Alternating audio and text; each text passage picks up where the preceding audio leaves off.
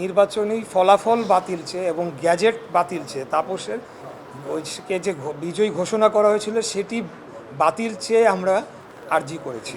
ঠিক আছে ভাই, একটা প্রশ্ন, সেটা হলো যেহেতু আপনি কোর্টের উচ্চ আদালতের রায় পেয়েছেন, রায় আপনার পক্ষে, সেক্ষেত্রে নির্বাচন কমিশন তো আপিলও করেনি।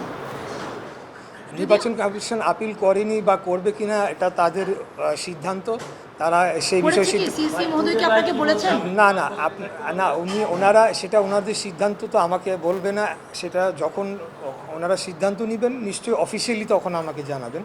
ওনারা মতামতের জন্য পাঠিয়েছে, এটাই হলো আপডেট। তাহলে গেজেট কতদিনের মধ্যে হতে পারেন? সিসি মহোদয় কি এ ধরনের কোনো ইঙ্গিত দিয়েছেন আপনাকে? না, এটা উনি এই বিষয়ে আমার সাথে কথা হয় নাই।